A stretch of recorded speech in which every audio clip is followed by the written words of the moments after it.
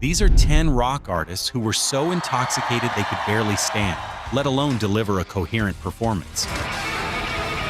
From legendary meltdowns that sparked riots to career-ending disasters caught on camera, these moments reveal what happens when rock and roll excess crosses the line from rebellion into complete dysfunction.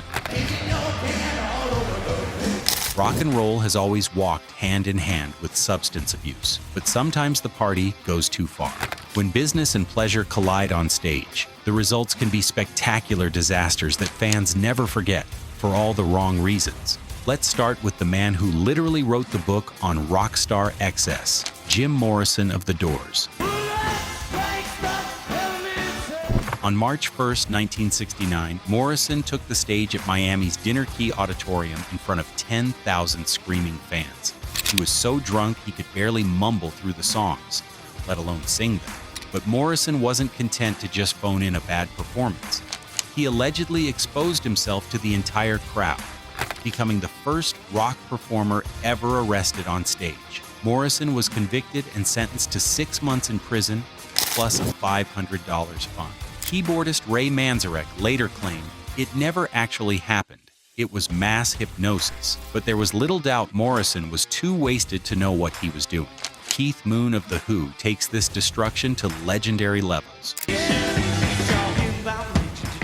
On November 20th, 1973, at San Francisco's Cow Palace, Moon mixed elephant tranquilizers with brandy before taking the stage. During Won't Get Fooled Again, he collapsed face first into his drum kit, completely unconscious. Pete Townshend tried to revive him, telling the audience, "We're just going to revive our drummer by punching him in the stomach. He's out cold. I think he's gone and eaten something he shouldn't have eaten." When Moon couldn't be roused, Townshend asked the crowd, "Can anyone play the drums? I mean somebody good?" A 19-year-old fan named Scott Halpin jumped on stage and finished the show. This wasn't Moon's only collapse, though. He passed out again in 1976 at Boston Gardens after what witnesses described as a near-lethal intake of brandy and barbiturates. As a sad footnote, Scott Halpin died of a brain tumor in 2008 at just 54 years old. The Replacements earned their reputation as punk's most self-destructive band during their January 18, 1986 appearance on Saturday Night Live. The entire band was so drunk that guitarist Bob Stinson performed an inebriated somersault mid-song, tearing his pants and exposing his bare backside to millions of viewers. After the show, they destroyed their hotel room, sticking producer Lorne Michaels with the bill and earning themselves a lifetime ban from SNL. Guns N' Roses made intoxicated performances almost an art form. During a 1991 New York City concert, Slash was so drunk he couldn't correctly play Welcome to the Jungle and performed it in the wrong key entirely. Mid-show, he stopped everything to deliver a profanity-filled rant about why he'd stripped down to his underwear. "I had to change my fucking clothes because the pants I was wearing fucking broke." Welcome to the jungle, motherfucker! But Axl Rose took things even further. At the July 2nd, 1991 show at Riverport Amphitheater in St. Louis, Rose attacked a photographer and stormed off stage, triggering a 3-hour riot that left dozens injured. "Thanks to the lame-ass security, I'm going home." Fan Bill Stevenson sued Rose for $210,000 for his injuries, and they settled for $160,000. 11 years later in Vancouver, Rose simply didn't show up at all. When venue staff announced the cancellation at General Motors Place, another riot erupted, causing $100,000 in damages. Amy Winehouse's final full concert in Belgrade, Serbia on June 18, 2011 was a heartbreaking spectacle. Performing in front of 20,000 people at Kalemegdan Park, she arrived an hour late, visibly drunk, and could barely stand. Producer Moby, watching from backstage, later recalled, "From backstage, I could hear the audience booing louder than the music. Amy was just standing there, swaying back and forth and mumbling occasionally. She was on stage for about 30 minutes, then she left. The crowd booed throughout as she stumbled and mumbled through songs. When she returned to London, she told her doctor she couldn't remember anything about the concert and only discovered what happened through amateur footage posted on YouTube. Just over a month later, Winehouse was dead at 27. Liam Gallagher's performance at Wembley Stadium on July 22, 2000 Fucking idiots and stuff, but I'm glad you made it. was so disastrous that Oasis had to use voiceovers from other concerts for their live album. Brother Noel Gallagher called it the low point in Oasis. It was a horrible 2.5 hours on stage. Liam can hang his head in shame. The incident was so embarrassing that Liam stopped drinking on stage permanently.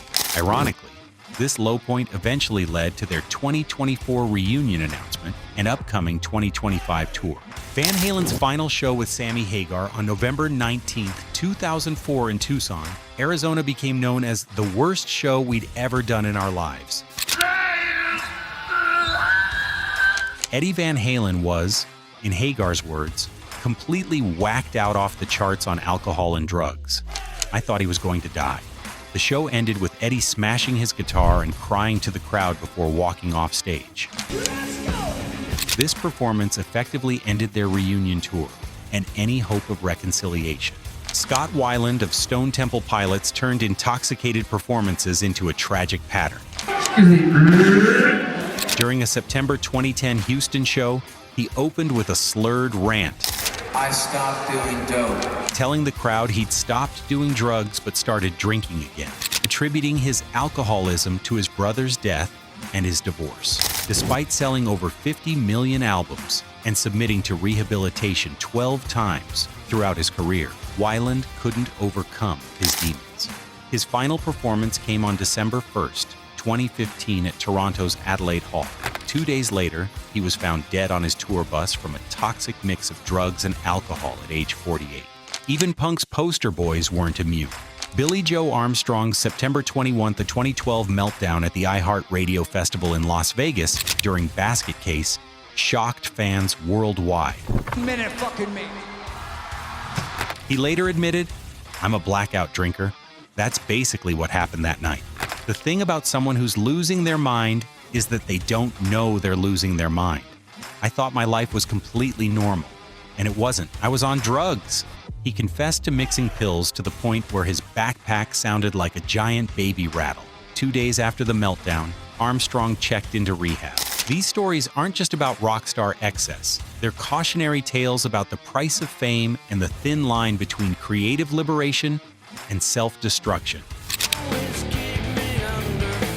Some of these artists, like Armstrong, found redemption. When Green Day returned to the iHeartRadio Festival in 2026, he made a cheeky reference to his 2012 antics with a joke countdown. Now sober and surrounded by friends who don't drink. Others, like Winehouse and Weiland, weren't so fortunate. The rock and roll lifestyle has always celebrated rebellion and excess, but these performances remind us that sometimes the party goes too far. Behind the legendary stories and infamous footage are real people struggling with addiction, pressure, and the impossible demands of living up to their own mythology. For every legendary performance fueled by substances, there's a cautionary tale about what happens when the music stops, but the self-medication continues. These 10 artists gave us some of music's most cringe-worthy moments, but they also remind us that even our heroes are human, flawed, vulnerable, and sometimes too wasted to perform.